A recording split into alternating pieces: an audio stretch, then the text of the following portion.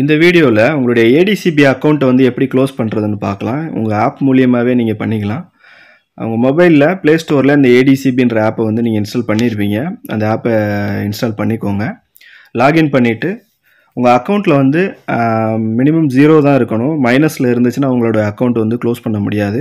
அதனால் உங்கள் அக்கௌண்ட் மைனஸில் இருந்துச்சுன்னா நீங்கள் அமௌண்ட்டு போட்டு 0க்கு கொண்டு வந்துக்கோங்க. அதுக்கப்புறம் நீங்கள் க்ளோஸ் பண்ணிங்கன்னா க்ளோஸ் ஆகிடும். இப்போ என்னோடய ஐடி போட்டு நான் லாகின் பண்ணிட்டேன். ஓகே, இது வந்து டூ இட் லேட்டர் கொடுத்துக்கோங்க. உங்களுடைய ஓடிபி வந்து உங்களுடைய மொபைல் நம்பருக்கும் அதாவது உங்களுடைய துபாய் நம்பருக்கும் ஜிமெயில் ஐடிக்கும் தான் வரும் ஓடிபி. ஸோ ஏதாவது ஒன்று உங்கள் கையில் இருந்தாலே ஓகே தான்.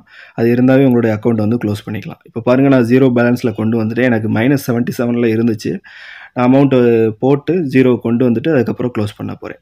ஸ்க்ரோல் பண்ணி வந்து உங்களுடைய சேவிங்ஸ் அக்கௌண்ட்டை நீங்கள் கிளிக் பண்ணிங்கன்னா கீழே பாருங்கள், ஸ்க்ரோல் பண்ணி பாருங்கள். கீழே வந்து சர்வீஸ் ரெக்வஸ்ட்னு இருக்கும். அதில் வந்து ரெக்வஸ்ட் அக்கௌண்ட் க்ளோஷர்னு ஒரு ஆப்ஷன் இருக்கு இல்லையா, அதை கிளிக் பண்ணிக்கோங்க.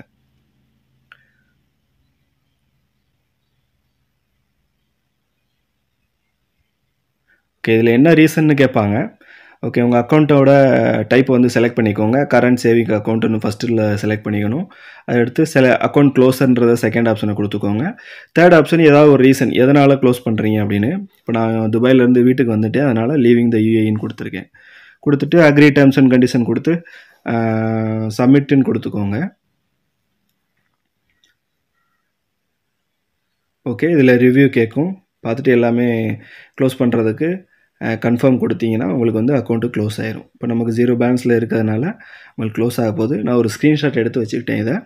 இப்போ நீங்கள் கன்ஃபார்ம்னு கொடுத்தீங்கன்னா உங்களுடைய அக்கௌண்ட் வந்து க்ளோஸ் ஆகிடும்.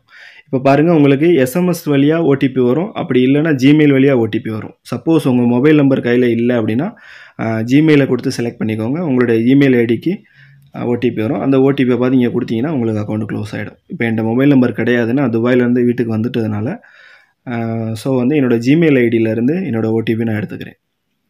இப்போ பாருங்கள், நமக்கு ஓடிபி வந்திருக்கு. இந்த ஓடிபி எடுத்து நாங்கள் கொடுத்தோன்னா எனக்கு அக்கௌண்ட் க்ளோஸ் ஆகிரும். மேக்ஸிமம் 5 to 7 டேஸில் வந்து உங்களுடைய அக்கௌண்ட் வந்து க்ளோஸ் ஆகிறதுக்கு வாய்ப்பு இருக்குது. ஓகே, இப்போ நான் இப்போ ஓடிபி கொடுத்து சப்மிட்னு கொடுத்துட்டேன்னா எனக்கு வந்து அக்கௌண்ட் க்ளோஸ் ஆகிடும்.